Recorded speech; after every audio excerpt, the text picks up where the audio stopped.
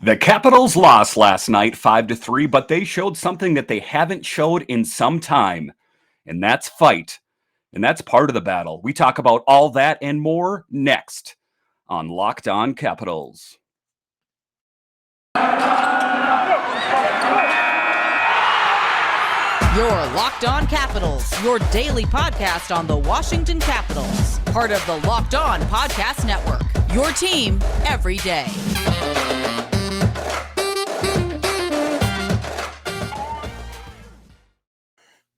Well, hello and welcome into Locked On Capitals. I am your new host, Dan Holme. And in case you're looking at the screen and going, where's the old host? Well, I am the new host of Locked On Capitals, and I couldn't be any more happy to be here. I'm just going to have to kind of muscle through this particular podcast because I was going to record it last night and there were some technical issues. Boring story later. Here I am today, and I am going to give you a podcast about your Washington Capitals and how they played against the Toronto Maple Leafs. But before we get going here, I'm not going to be doing this podcast. I was going to do it last night, but I'm doing it today. Is my I have a job. I'm job, everyone. But before I get going here, look at who's joining us today. Can you say hello? Hello. She's not right now. So I am going to be holding my baby while I do this podcast because that's what I have to do. So anyway, welcome in to Locked On Capitals. As I Washington Capitals fell to the Toronto Maple Leafs 5-3. So we'll touch on that. I'm also going to talk about me, my history in broadcasting and podcasting. And then I'm going to talk about the road ahead for your Washington Capitals. Are they really built for the playoffs? Do they have what it takes to go to that next level? Well, first off, like I said, hello, my name is Dan, and I host this podcast. But just a little history on me is that I had another podcast under the banner that I had called MinuteCast Media. I started it last summer, I want to say about May or June. And at first, it was just on the Washington Nationals. I've always been kind of a big fan of podcasting and radio in general. And I have opinions on sports. So I thought, maybe I might be able to do this. So that's what I did. And that's where I am here today. So before we get going here today, today's episode is brought to you by BetOnline. Today's episode is brought to you by BetOnline. BetOnline has you covered this season with more props, odds, and lines than ever before. BetOnline, where the game starts. So, like I say, that's when I started it. I started it last summer, and it started initially about the Washington Nationals. And I just saw an ad on Facebook, and they had an ad for a streaming or a podcasting service that said, would you like to start your own podcast for free? And I thought, well, for free? I mean, sure, why not? So I started it up, and I just downloaded the app on my phone. I mean, I didn't have any equipment or anything. I mean, I didn't know how serious I was going to be about it. So I just initially started doing it on my phone. And just a Google Pixel, nothing fancy, no special mics, nothing like that, just on my phone. And I just did it on my couch. I was real spontaneous, to be honest with you. I was just sitting there watching with my other daughter. She was watching Word Party. If you're a parent out there, maybe you've heard of it. It's on Netflix. Check it out. I bet your kid's going to love it. But I was just sitting there, and I just started doing my first podcast on the Washington Nationals. I love the Nationals. I love the Capitals. And I know Washington fans aren't going to want to hear this, but I'm a fan of the Buccaneers. I do wish nothing but the best for, I was going to say the Washington football team, but they are the Commanders. Washington fans, what do you think of that name? It seems like they've talked about it for such a long time that for it to become reality is really great. And but I think it was time that they changed the name. And I don't want to start a big thing here about if their old name was the right name or the wrong name. Where I stand on it personally is if it offended a group of people, I say change it. And they did, and I think it was the right thing to do. So moving forward, that's what they did. And then there was the couple seasons, was it 1 or 2 seasons that they were the Washington football team, which wasn't horrible. They had their numbers on their helmets. It kind of looked a bit collegiate to me, but the Washington football team kind of grew on me. And there was all kinds of names that they had floated out there. And I think it had some to do with trademarks or something like that, if it was going to work. But that's what they settled on, was the Commanders. Washington fans tweet me, DanCaps218. What is the abbreviation, or what are they going to call the team for short? Obviously, the Capitals are the Caps, the Nationals are the Nats. I was talking about that with my stepson. I said, well, that's the name of the new football team in Washington. He said, well, what's the name for it going to be short? I have no idea. So like I say, I'm all ears, and I'm just kind of curious as a football fan, what are they going to call the football team for short? On the radio in the morning, the Commander, I mean, I suppose they could just say that, but that's generally not the way it works. They always want to make it.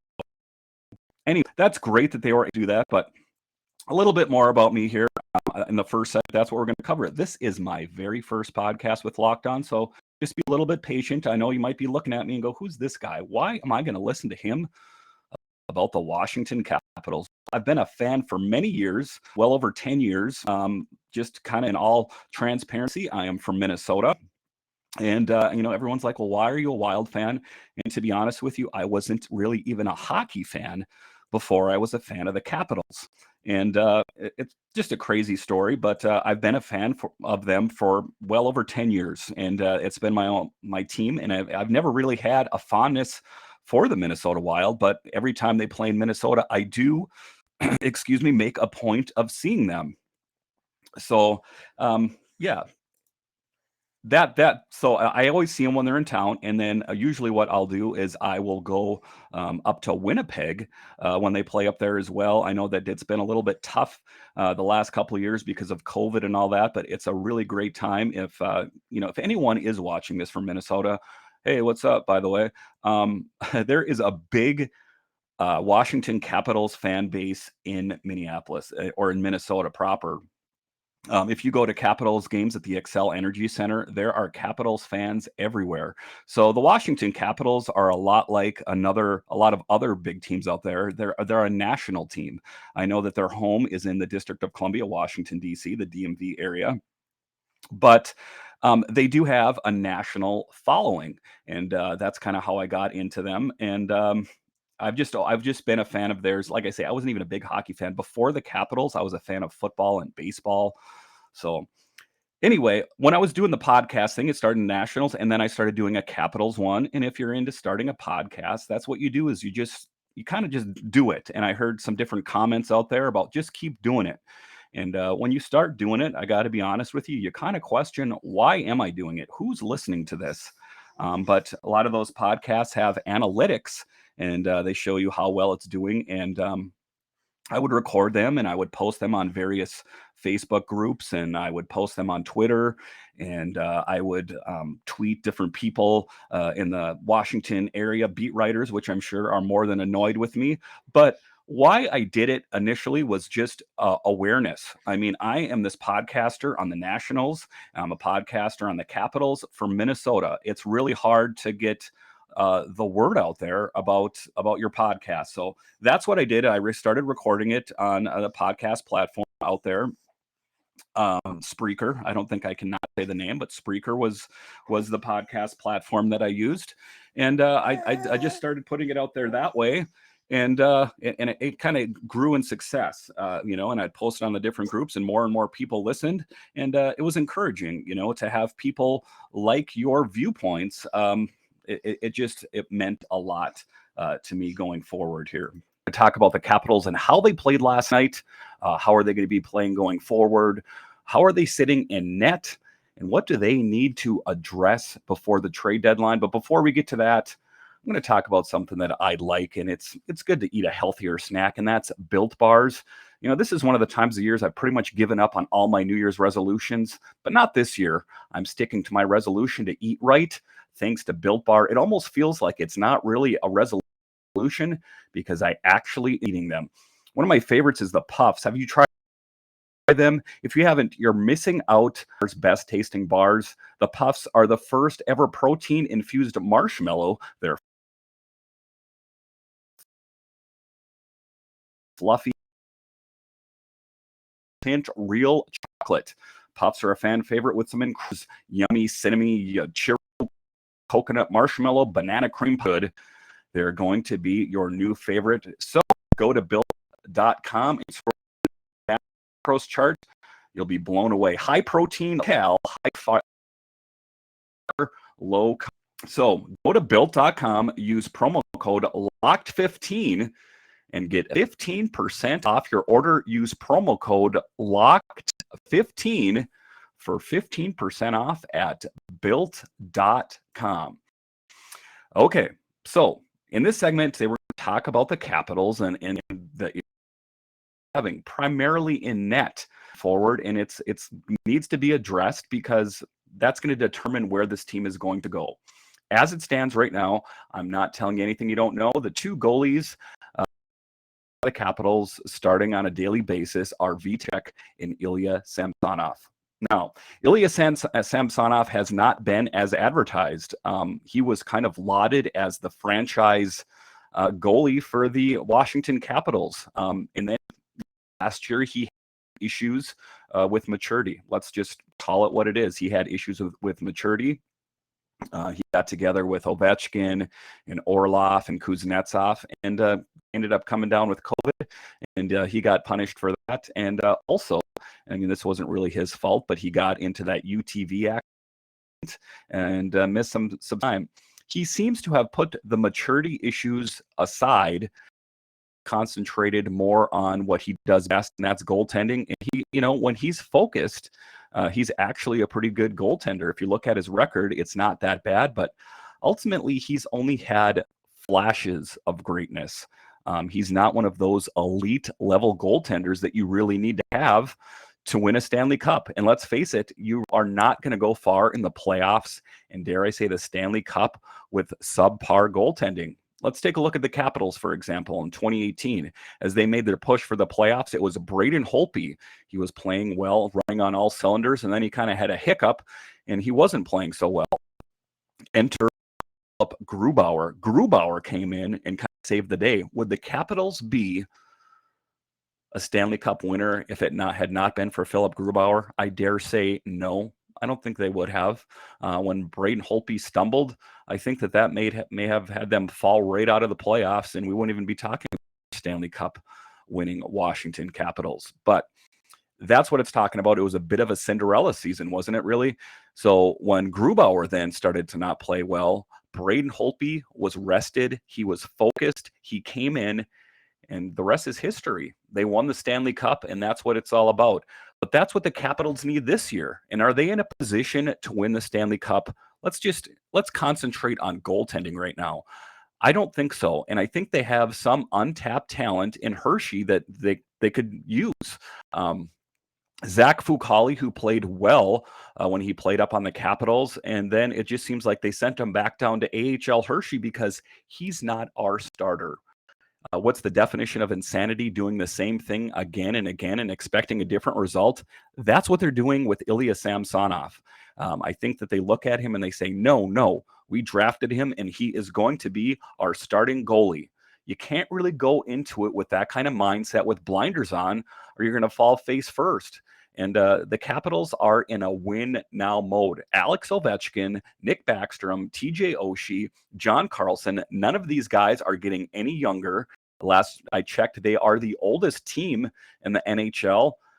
Are they going to be ready? Are they going to be ready to step up to the challenge of the playoffs? I mean, it's a question that begs to be asked. And as it stands right now, I have to say no.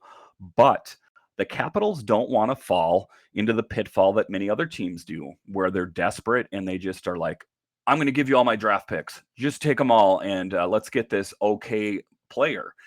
I don't want them to get a goalie that's going to be someone that's not even as good as Ilya Samsonov. Ilya has had his struggles, but he is still a decent goalie. Is he the goalie for the Capitals to take him all the way? No, that's not what I'm saying. And there has been some interest out there in Ilya Samsonov by the Montreal Canadiens.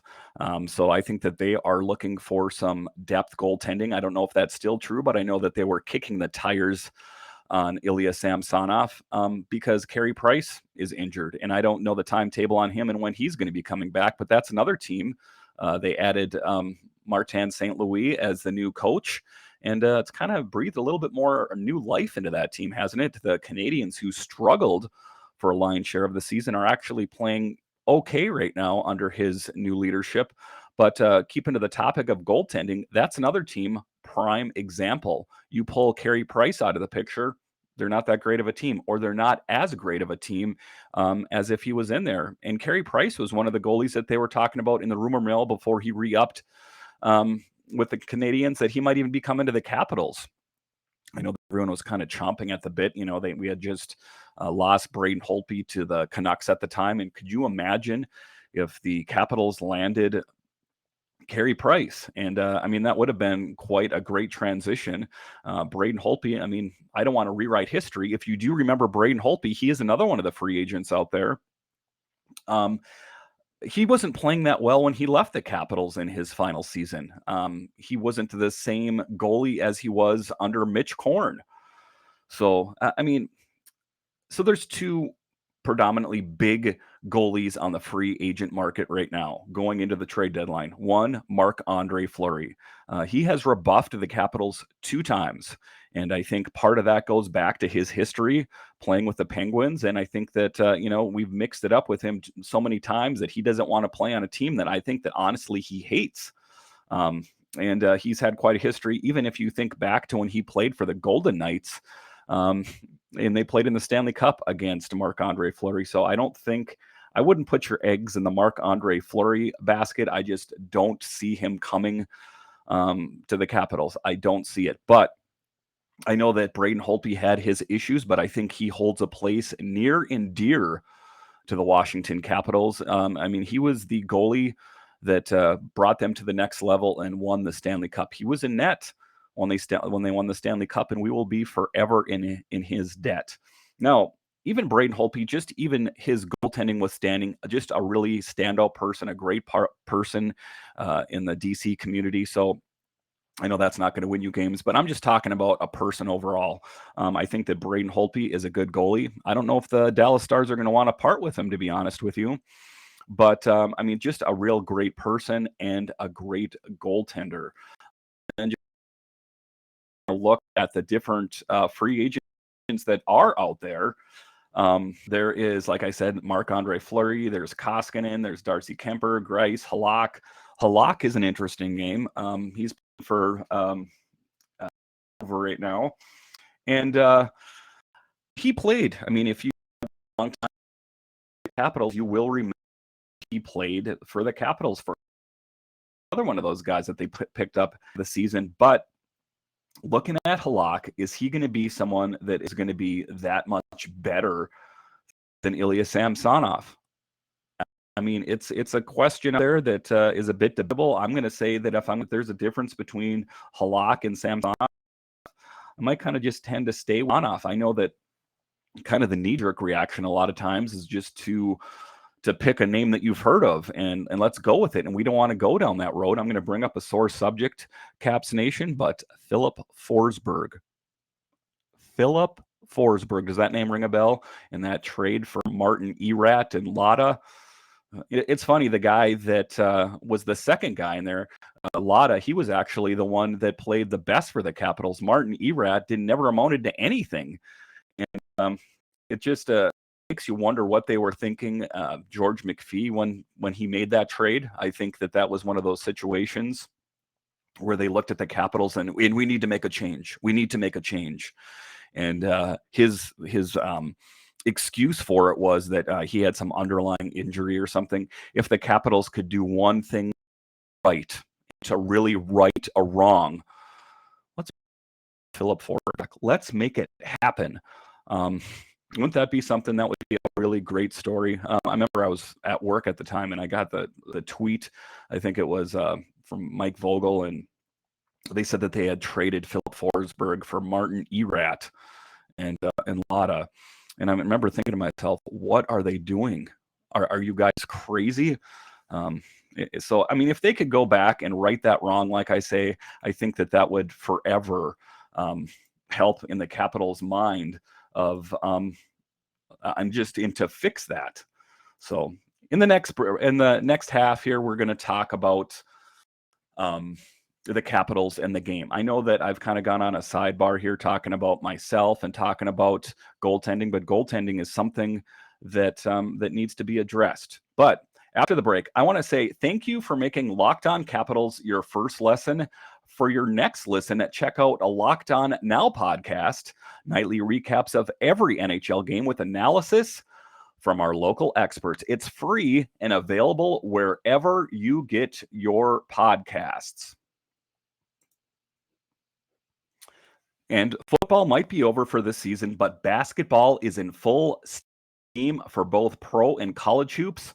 From best odds, totals, player performance, props to the next fired coach is going to land. BetOnline is your number one spot for all of your sporting needs. BetOnline remains the best spot for all of your sports scores, podcasts, and news this season. And it's not just basketball. BetOnline is your source for hockey, boxing, UFC odds to the Olympic coverage and information. Head to the website today or use your mobile device to learn more about the trends in action. BetOnline, where the game starts. So, in this last segment here, we are going to talk about how the Capitals played. And, it was a game that was a little bit rough. They started rough. The Capitals started rough. And like we were talking in the previous segment, didn't play that great. And comments out there that is, listen, Dan, it's not Ilya Samsonov's fault. The defense is collapsing in front of him. It's the defense's fault. It's not Ilya's fault. Ilya can do no wrong here. And I would there is to the smoke, but I think that interesting that so it's the end of the first period, and then enter the second period. Who comes in? Vitek Vanacek. Vitek Vanacek hasn't played since the beginning of February after sustaining that injury against the Penguins. Came in and slammed the door in the Toronto Maple Leafs face. I know that he gave up a couple. Overall, Vitek Vanacek played outing, and I think that he is going to be the number one goalie going forward here. I don't really think it's debatable, and I think that if you need that high end, I think that Vitek Vanacek, until they address any situations at the trade deadline, is going to be that person.